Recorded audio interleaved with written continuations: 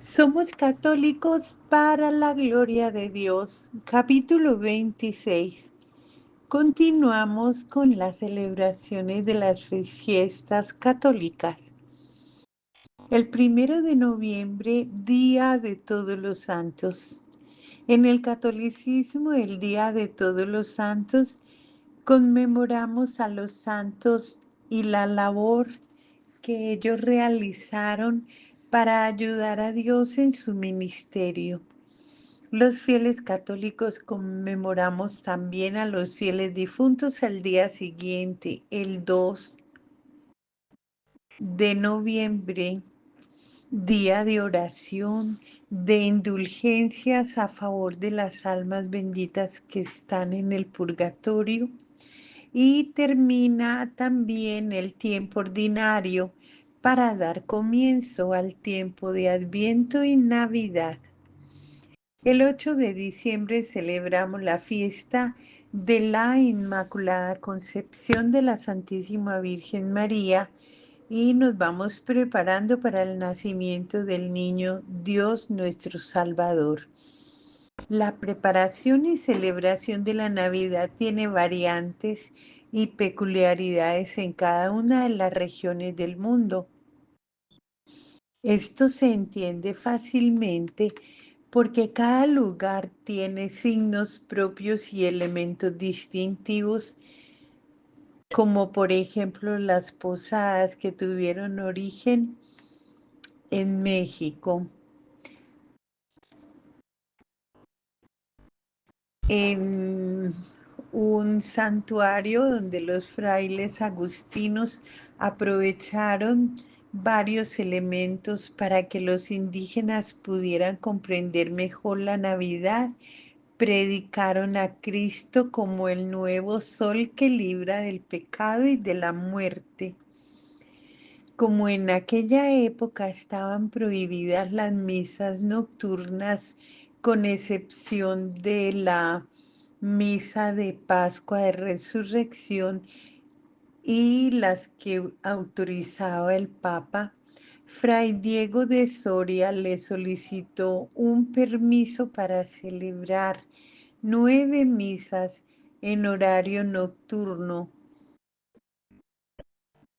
entre 1586 y 1587.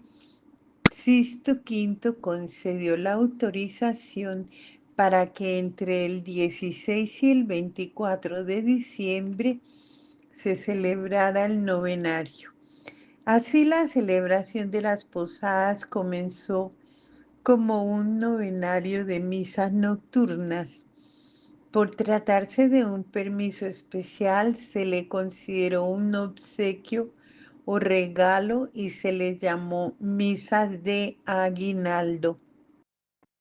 Durante el novenario de misas, los frailes predicaban sobre las penas que habían padecido María y José en su camino desde Nazaret hasta Belén y la dificultad para obtener una posada donde hospedarse.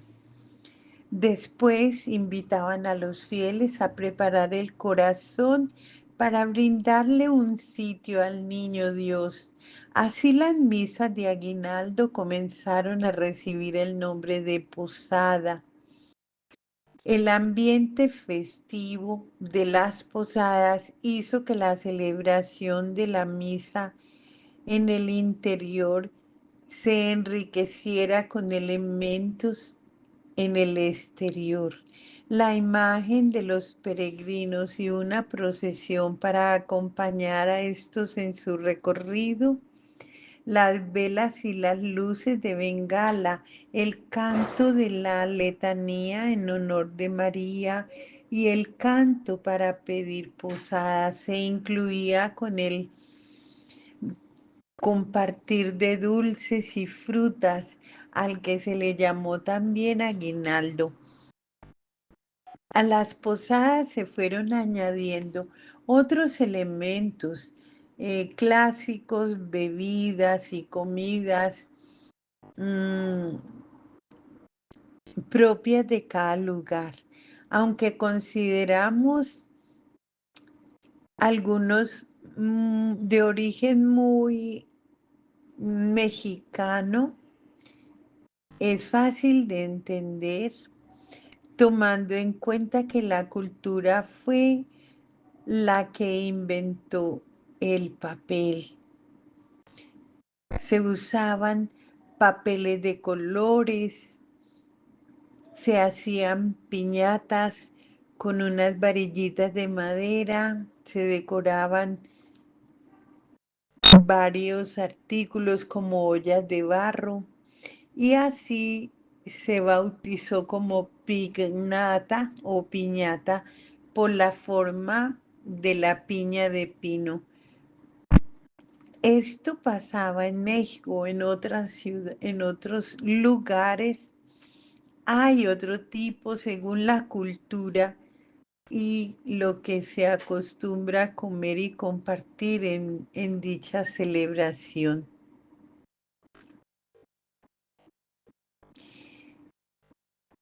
¿Por qué a la misa de Navidad se le llamó misa de gallo? La fiesta de la vigilia del solsticio de invierno y de verano fueron celebradas por los paganos mucho tiempo antes del cristianismo. Hacia el siglo IV, los cristianos las incorporaron a su calendario, celebrando en el solsticio de verano el nacimiento de Juan el Bautista y en el solsticio de invierno el nacimiento de Cristo como sol de la humanidad.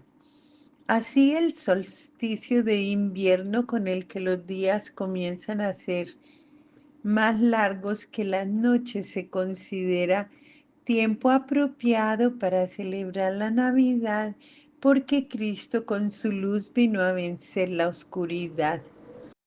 Esa noche de fiesta los cristianos la pasan en vela. La celebración pasó paulatinamente de un ambiente pagano a un ambiente religioso, del exterior de los templos al interior. Pronto se añadió la celebración de tres misas, la de medianoche, la del alba y la del día o mediodía. La fiesta iniciaba con una cena. Posteriormente se salía al bosque a buscar ramas que se encendían para luego regresar al pueblo. Todo el entorno se llenaba de luces que se iban acercando y confluían en la explanada de la iglesia. Ahí se juntaban todas las ramas formando una sola hoguera. En torno a ella los pobladores comían, bebían, contaban historias, cantaban y bailaban. El interior de la iglesia también se veía embellecido con adornos de ramas y flores que perfumaban el ambiente. Del exterior el festejo pasaba posteriormente al interior de la iglesia, donde se hacían representaciones sobre el nacimiento del niño Dios. Estas representaciones fueron el origen también de las pastorelas de algún lugar, que cuando se hicieron en el interior de la iglesia tenían como un tinte más apropiado, pero cuando pasaron a los atrios y a las plazas, tomaron elementos más graciosos.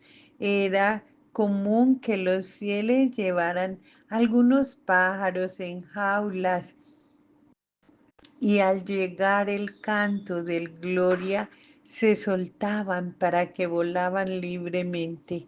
Este era uno de los signos con los que manifestaban que el niño Dios traía la libertad sobre el pecado. También era frecuente colocar a un cordero en la escena de la adoración de los pastores para recordar que el recién nacido se sacrificaría por el mundo como cordero inmolado. Además de los pájaros y el cordero, no podía faltar la presencia de un gallo que con su canto anunciaba la llegada del día santo. Tenemos que aclarar que la primera misa que se celebraba a medianoche era primero celebrada al alba, por eso se le llegó a llamar maitines, que es la primera oración que se hace al despuntar el alba, y estaba acompañada por el canto de un solo gallo que se llevaba con toda intención. La presencia del ave dio nombre a la misa, misa de gallo. Cada vez que el gallo cantaba se celebraba con mucha alegría. Aunque parezca extraño, en aquellos tiempos algunas personas comían y bebían mientras el sacerdote que presidía la misa los observaba y trataba de enriquecer la liturgia con todos los elementos posibles. Luego, dentro de ese tiempo, celebramos la fiesta de la Sagrada Familia el domingo siguiente a la Navidad. Es la fiesta en honor de la familia compuesta por Jesús, María y José, cuya experiencia de vida es modelo para todas las familias cristianas. Durante todo el año litúrgico, cada día celebramos y conmemoramos a los santos que la Iglesia ha listado en lo que se ha llamado el martirologio romano. Estas son solo algunas de las festividades que celebran los católicos. Hay otros días del calendario católico que los fieles consideran importantes. ¿Por qué los católicos celebran varios días festivos? Hay varias razones por las que los católicos tienen tantas fiestas religiosas. Como institución, la Iglesia Católica es la organización religiosa más antigua del mundo y con numerosos fieles. De hecho, la Iglesia tiene una historia de más de 2000 años y esto le ha dado tiempo suficiente para crecer en todos los aspectos. Además, los católicos tienen una estructura institucional estable que se basa en la fe, las enseñanzas bíblicas, el magisterio de la Iglesia y la tradición apostólica. Quienes dirigen la Iglesia conocen a fondo los relatos bíblicos, especialmente los que abarcan la vida de Jesús y sus discípulos. Al basar sus enseñanzas en estos relatos, la Iglesia ha sido capaz de crear fiestas que honran las vidas de aquellos que desempeñaron un papel crucial en el establecimiento de la Iglesia primitiva. La mayoría de las fiestas distinguen a los católicos de otras denominaciones que se hacen llamar cristianos, aunque algunas de las fiestas son celebradas por otros grupos, pero la diferencia está en la forma que se honra el día y en las actividades religiosas que realizan sus fieles. A continuación, se exponen algunas de las razones por las que los católicos celebran fiestas. Eh, las fiestas tienen un significado religioso. Honramos y damos gloria y honor a Jesucristo, a su Santísima Madre y los fieles que han sido elevados a los altares, los santos del cielo, para fortalecer la fe. Como la mayoría de las fiestas recuerdan a los católicos, a Jesucristo, a María y a los santos, Los fieles pueden cultivar la fe a través de sus obras, sus enseñanzas e imitando sus vidas. La celebración de las fiestas permite a los fieles mostrar su compromiso con la Iglesia y con la estructura que han puesto en marcha los dirigentes eclesiásticos. Cada fiesta en el catolicismo tiene algún significado para los creyentes. Además, la mayoría de estas fiestas existen desde el comienzo, desde hace muchos siglos, por lo que todos los fieles de la Iglesia comprenden su significado y su importancia. Y es precisamente por eso que los fieles están comprometidos con la Iglesia y con lo que la Iglesia representa. Al celebrar las fiestas religiosas, los católicos también se familiarizan con las enseñanzas doctrinales cruciales que forman el fundamento básico de sus creencias. De este modo, las enseñanzas doctrinales de la Iglesia Católica pueden transmitirse de una generación a otra.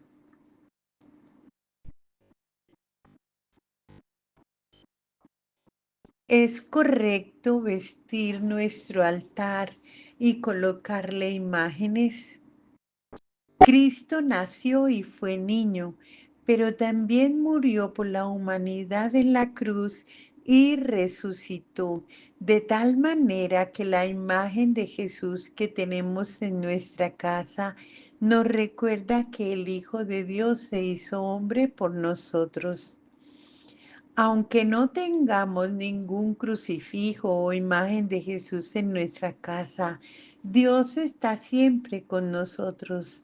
Las imágenes nos ayudan a sentir más su presencia y a recordarlo constantemente. Las imágenes deben ser bellas, dignas y tratadas con decoro. Por eso las personas las cuidan, las mantienen limpias y hasta a veces las visten como una forma de rendir homenaje a Dios y a sus santos. Las imágenes religiosas no son muñecos que se pueden vestir de cualquier manera. Sin embargo, las imágenes solo son imágenes, no son dioses ni son humanos. No sienten y por eso no tenemos que pensar como aquella señora que decía, es que si no le tenemos, si no,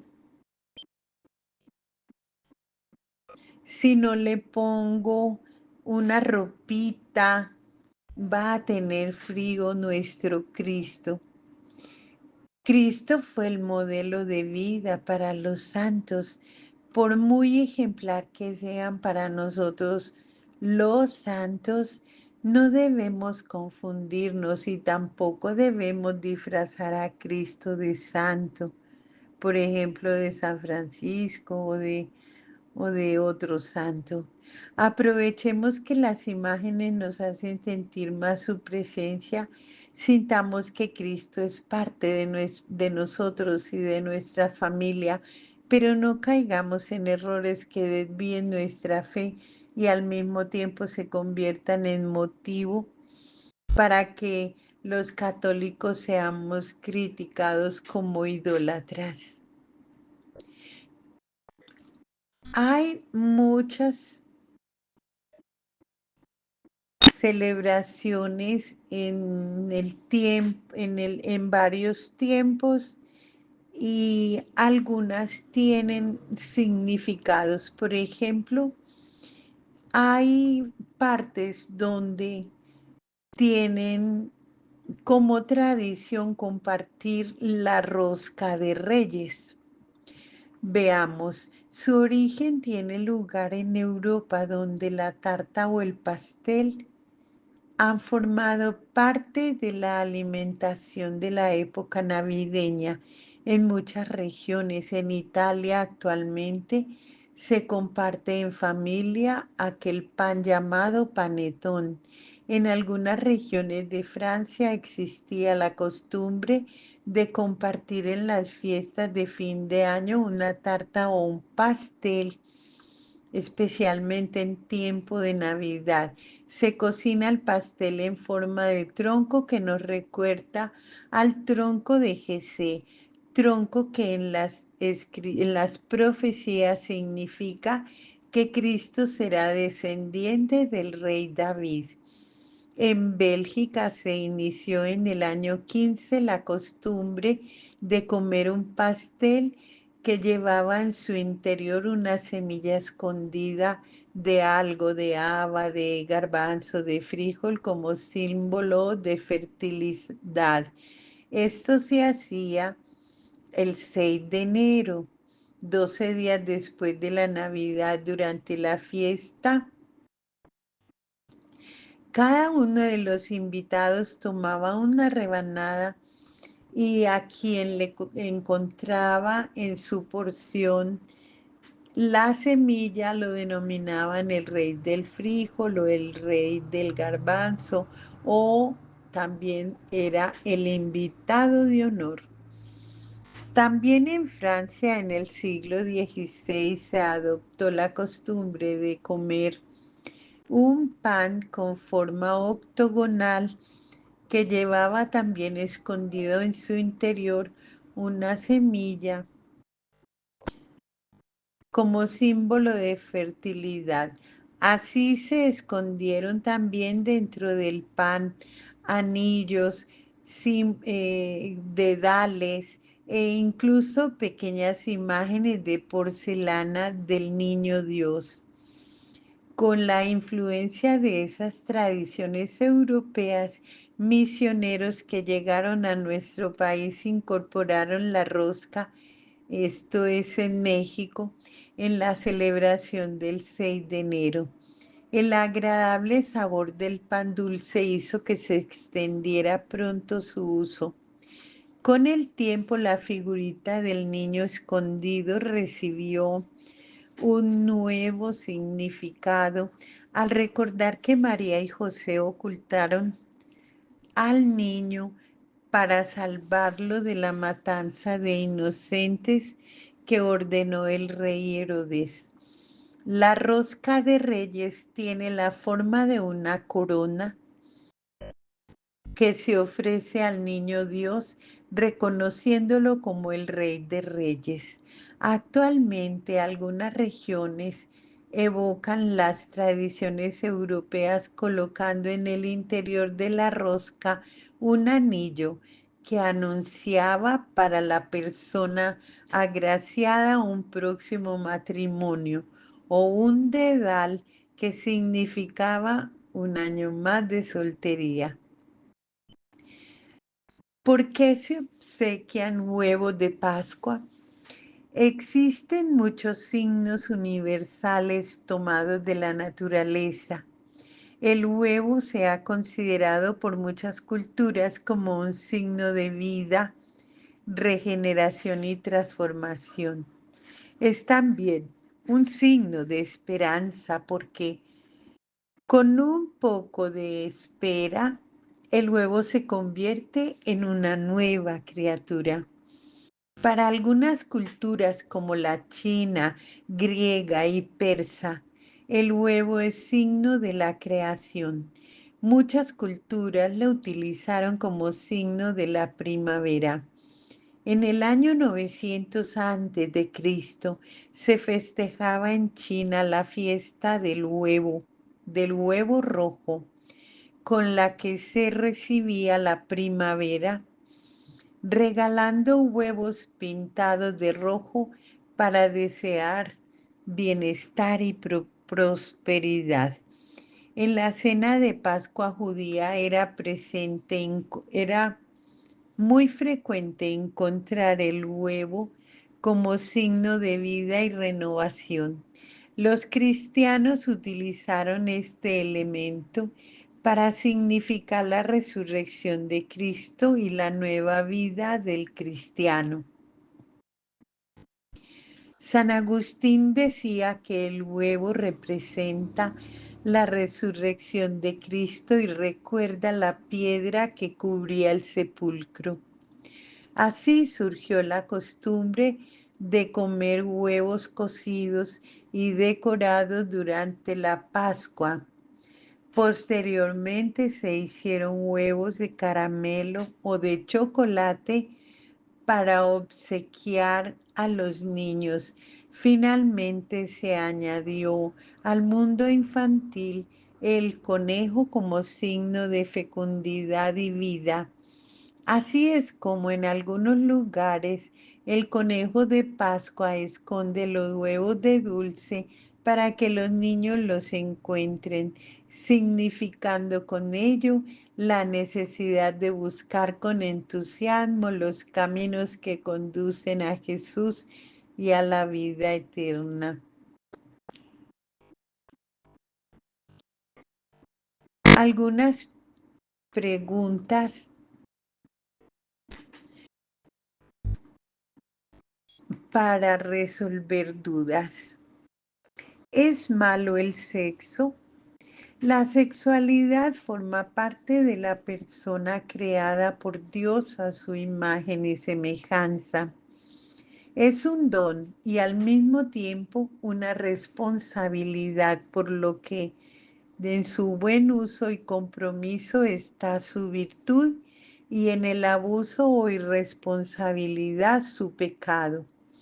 Desafortunadamente hay quienes se van a extremos, quienes la niegan totalmente, considerándola invento de Satanás, o quienes la reducen a la parte genital, llegándola a convertir en un medio de placer egoísta. Estos tipos de pensamiento anulan su valor como expresión humana, como don abierto a la vida y como expresión del amor conyugal. ¿Es pecado el placer? Si la búsqueda del placer es causada por un pensamiento egoísta y centrado únicamente en las realidades terrenas, puede convertirse en una falta, pero cuando el placer es resultado del trabajo, de las relaciones interpersonales, de la sexualidad responsable o del uso moderado de alimentos y bebidas, el placer no tiene nada de pecaminoso. Desgraciadamente, algunas desviaciones del cristianismo han presentado el placer como algo prohibido, especialmente en las sectas, en algunas. En una correcta concepción del cristianismo hay placer y gozo en la vida, no solo en la vivencia de las virtudes, sino también en el buen uso de los bienes terrenos, del cuerpo, de las bebidas y los alimentos. ¿El aborto causa excomunión? Sí. Quien procura el aborto queda excomulgado fuera de la iglesia en el mismo momento en que se produce. El Catecismo de la Iglesia Católica menciona en el numeral 2270, cito, la vida humana debe ser respetada y protegida de manera absoluta desde el momento de la concepción. Desde el primer momento de su existencia, el ser humano debe ver reconocidos sus derechos de persona, entre los cuales está el derecho inviolable a la vida de todo ser inocente. Y aclara en el numeral 2272 que con la excomunión la Iglesia pretende restringir el ámbito de la misericordia, lo que hace es manifestar la gravedad del crimen cometido, el daño irreparable causado al inocente, a quien se da muerte, a sus padres y a toda la sociedad. ¿Se puede absolver el pecado de aborto? Sí. Sin embargo, este pecado solo puede ser absuelto por el obispo del lugar o por aquellos sacerdotes a quienes el obispo dé esa facultad. En las catedrales o basílicas, los sacerdotes que pueden absolver de este pecado reservado al obispo reciben el nombre de sacerdote penitenciario.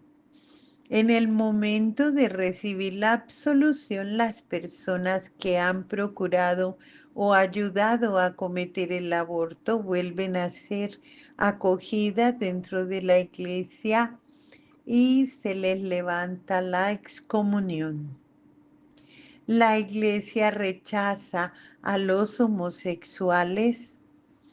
El Catecismo de la Iglesia Católica, publicado por el Papa Juan Pablo II, toca diversos temas referentes a la fe. En el numeral 2357 dice que la homosexualidad reviste formas muy variadas a través de los siglos y las culturas, y también reconoce que su origen psíquico permanece en gran medida sin explicar, aunque considera los actos homosexuales como desordenados.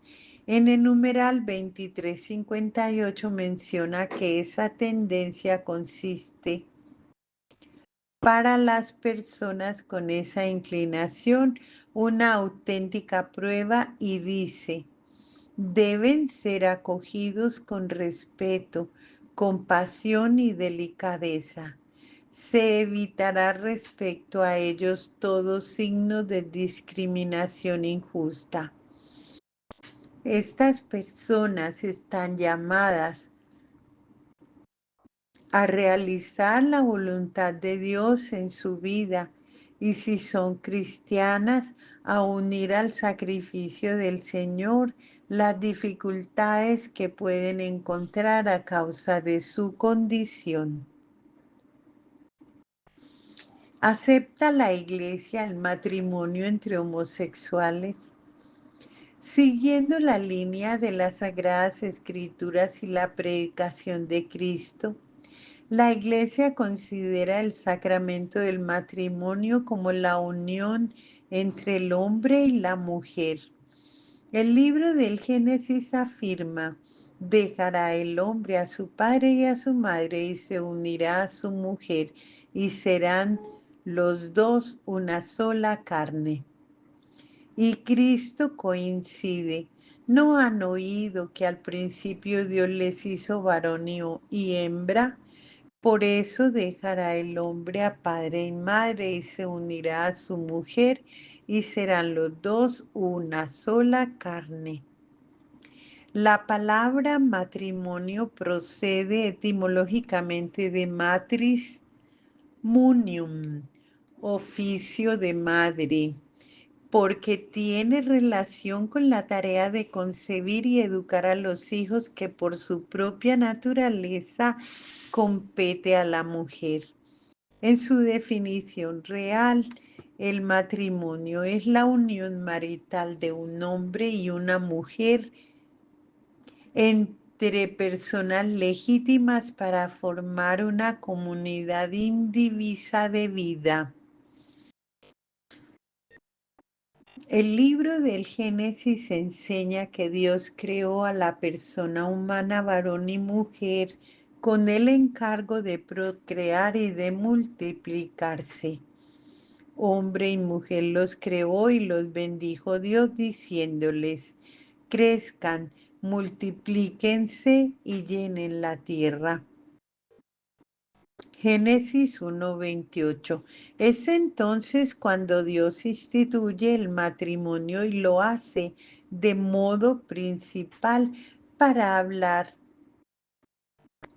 para poblar la tierra y para que hombre y mujer se ayuden y sostengan mutuamente. No es bueno que el hombre esté solo. Voy a darle una ayuda semejante a él.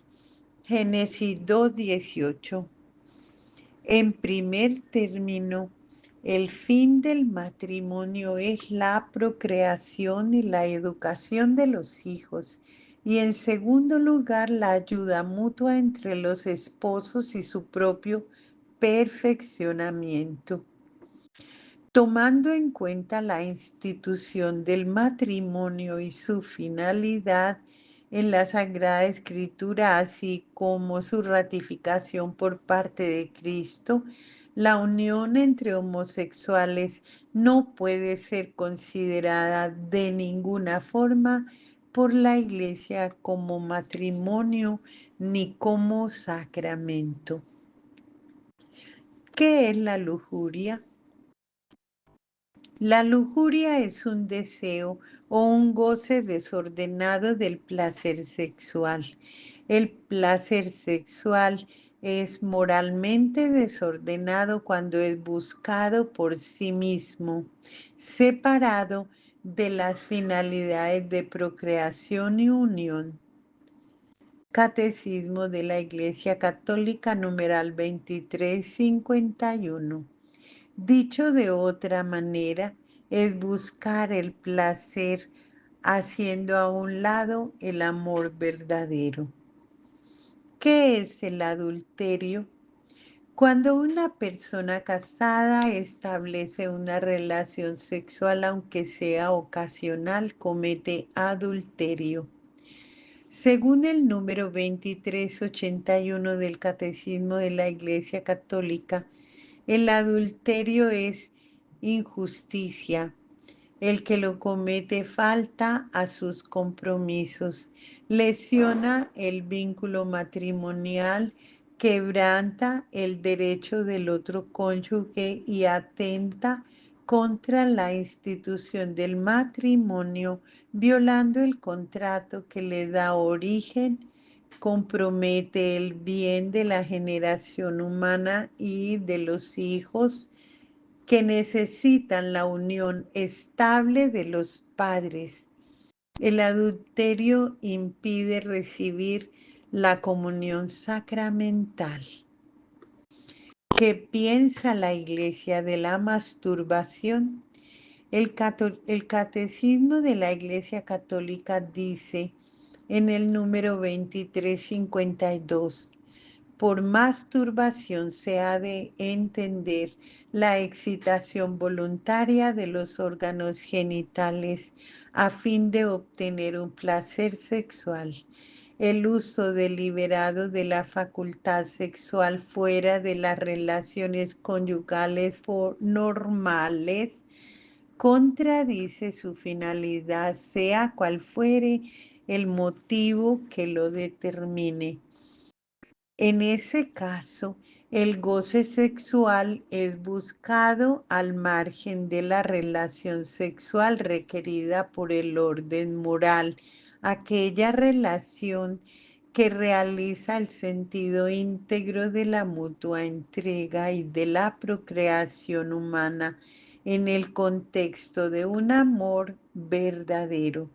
Sin embargo, considera cada caso independiente y distinto, por lo que afirma en la parte final, para emitir un juicio justo acerca de la responsabilidad moral de los sujetos y para orientar la acción pastoral, ha de tenerse en cuenta la madurez afectiva, la fuerza de los hábitos contraídos, el estado de angustia u otros factores psíquicos o sociales que pueden atenuar o tal vez reducir al mínimo la culpabilidad moral.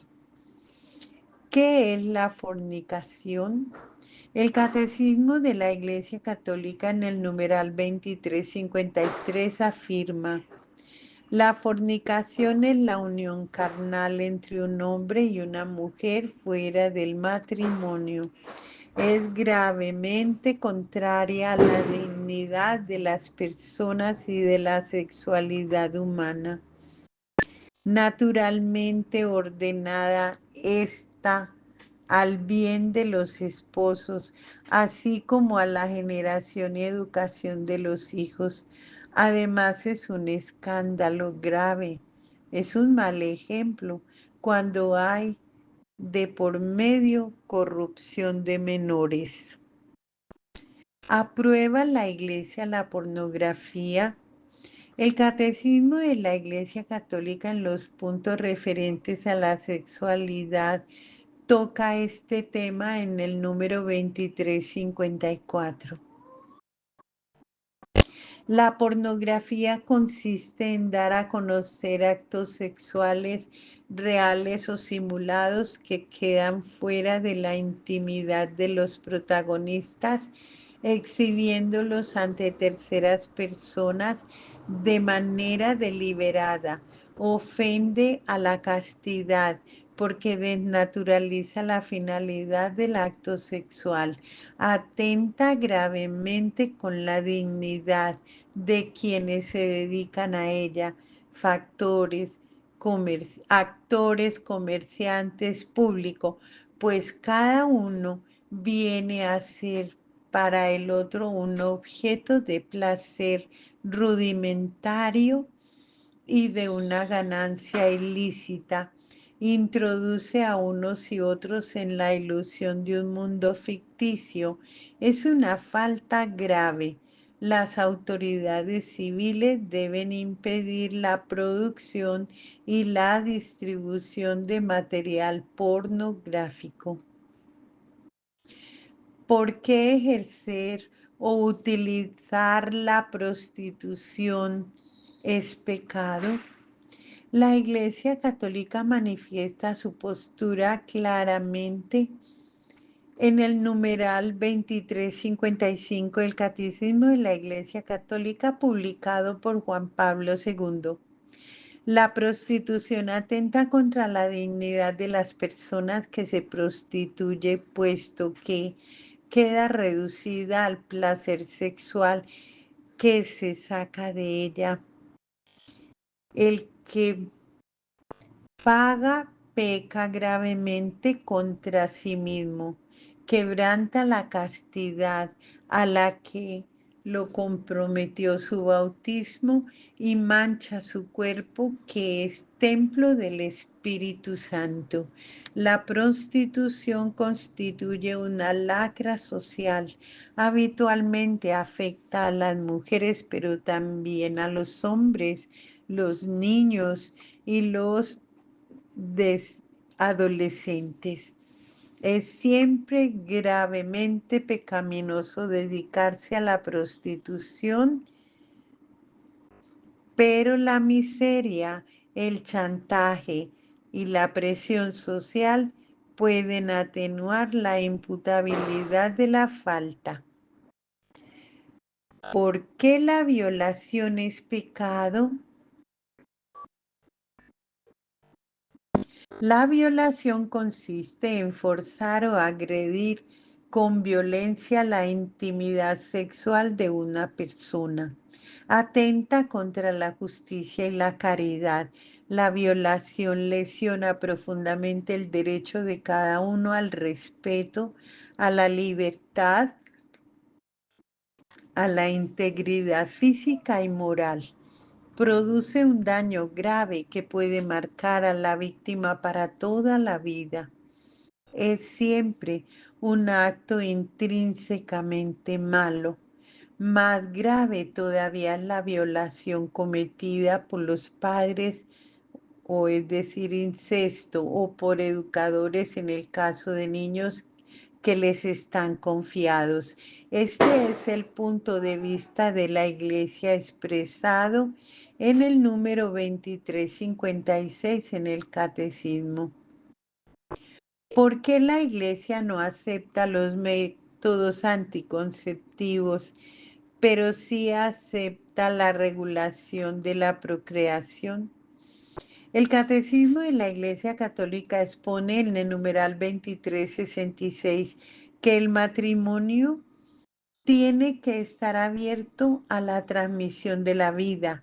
La fecundidad es un don, un fin del matrimonio, pues el amor conyugal tiende naturalmente a ser fecundo.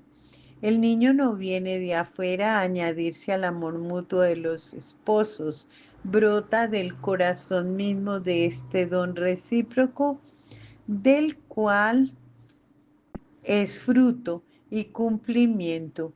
Por eso la Iglesia enseña que todo acto matrimonial en sí mismo debe quedar abierto a la transmisión de la vida.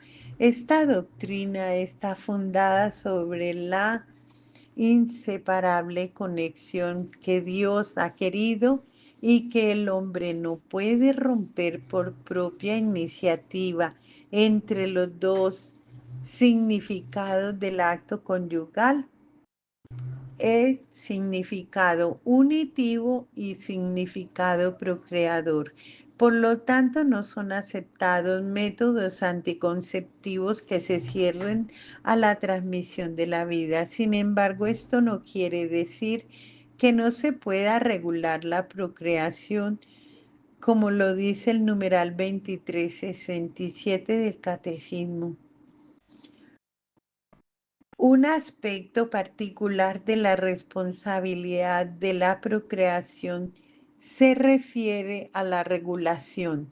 Por razones justificadas, los esposos pueden querer espaciar los nacimientos de sus hijos. En este caso, deben cerciorarse de que su deseo no nace del egoísmo, sino que es conforme a la justa generosidad de una paternidad responsable. El numeral 2370 menciona la continencia como el único medio aceptado para la regulación matrimonial y rechaza todos los métodos anticonceptivos. La continencia periódica, los métodos de regulación de nacimientos fundados en la observación y el recurso a los periodos infecundos son conforme a los criterios objetivos de la moralidad.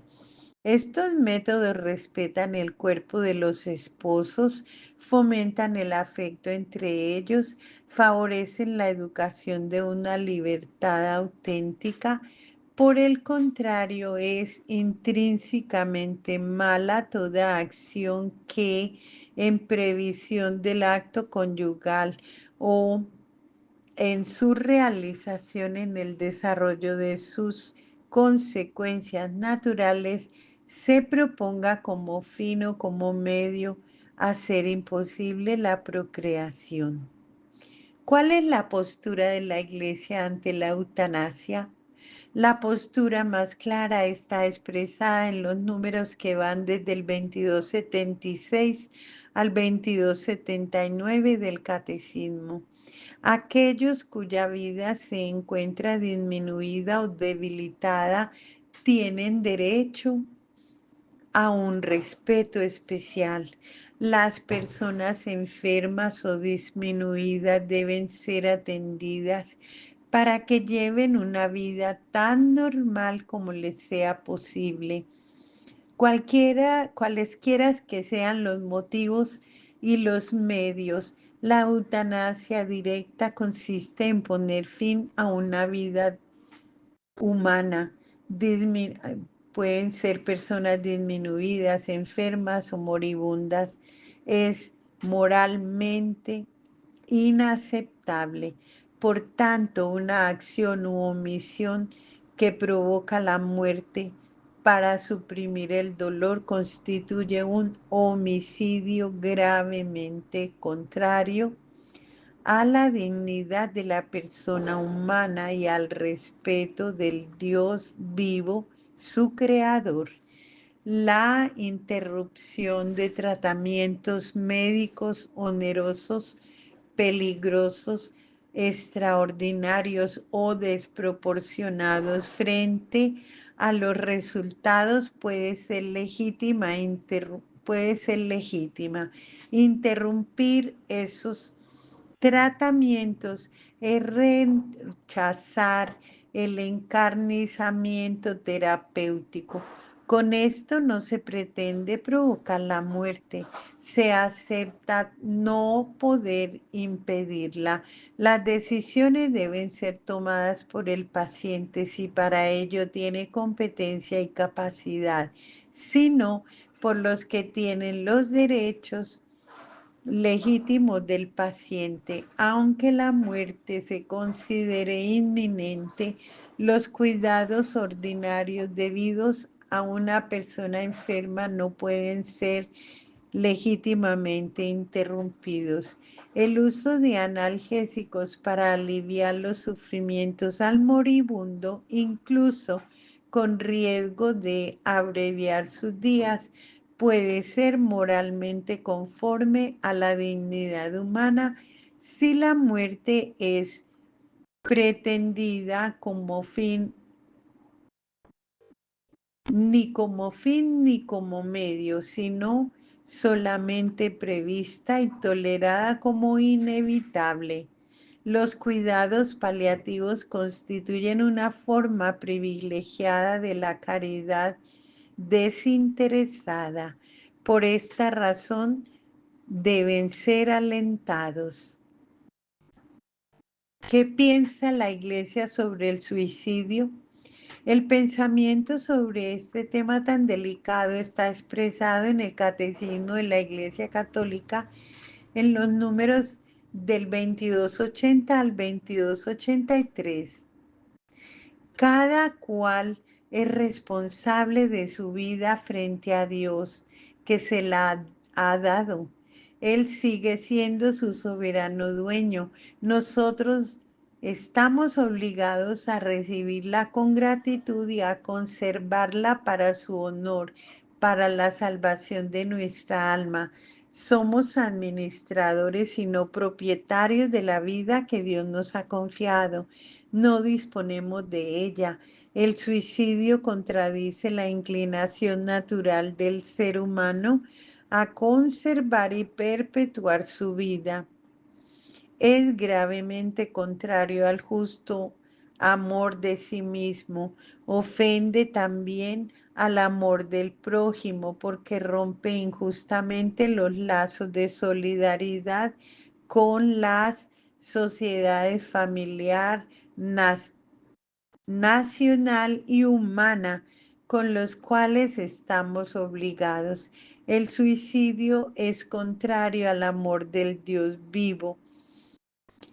Si se comete con intención de servir de mal ejemplo, especialmente para los jóvenes, el suicidio adquiere además la gravedad de escándalo. Invitar a otros a hacer lo mismo, a hacer el mal. La cooperación voluntaria al suicidio es contraria a la ley moral. En las siguientes ediciones se expresa que en muchas ocasiones el suicidio es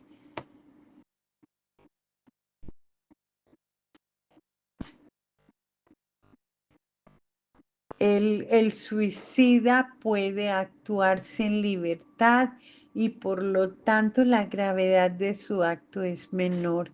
Finalmente menciona que los suicidas pueden haber obtenido la salvación a diferencia de otros periodos de la historia en donde se pensaba que los suicidas se condenaban eternamente. Trastornos psíquicos graves, la tortura pueden disminuir la responsabilidad del suicida. No se debe desesperar por la salvación eterna de aquellas personas que se han dado muerte. Dios puede haberles facilitado por caminos que Él solo conoce la ocasión de un arrepentimiento salvador. La Iglesia ora por las personas que han atentado contra su vida. Continuamos.